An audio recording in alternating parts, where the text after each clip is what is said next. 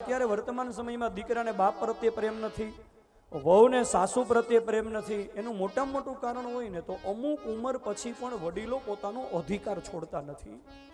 તમને મંદિરે દર્શન કરવા ગયા હોય ને ઉનાળાનો ધોમધકતો તાપ હોય અને તમે પગરખા કાઢીને દર્શન કરવા જાઓ અને કોઈ પગરખા ઉપાડીને વયું જાય તો આપણને દુઃખ થાય ને. પણ આપણે ચાલ્યા જતા હોય ને સામે કોઈ ગરીબ માણસ મળે ને એને પહેરવાના પગરખા ન હોય ને તમે એને સામેથી પગરખા આપી દો તો દુઃખ થાય કે સુખ થાય? તો સુખ થાય. કેમ ભાઈ? પગરખા તો બેયમાં જાય છે. પહેલામાં પગરખા ગયા, બીજામાં ગયા. પહેલામાં દુઃખ થયું, શું કામ? છોડવું નહોતું ને છોડવું પડ્યું. બીજામાં તમે સામેથી છોડી દો. આ ત્યાગનો આનંદ છે. એટલે છોકરાઓ બરાબર વ્યવસ્થિત થઈ ગયા હોય, લગ્ન થઈ ગયા હોય, છોકરાને ઘરે છોકરા હોય તો પછી ધીમે ધીમે ઘરમાં રહીને ઘરનો વ્યવહાર છોડી દેવાનો. જીવવાની મજા આવશે. અમુક ઉંમર સુધી છે ને પછી વ્યવહાર કરે ભાઈ. અમુક ઉંમર પછી ધીમે ધીમે છે ને ત્યાગનો આનંદ લેવાય. હા, અને એક વખત છોડવાનું એ તો હાવ નક્કી જ છે ને, બધાને ખબર જ છે ને. તેદી પરાણે છોડાવે એના કરતા પહેલેથી જ ન છોડી દઈએ આપણે.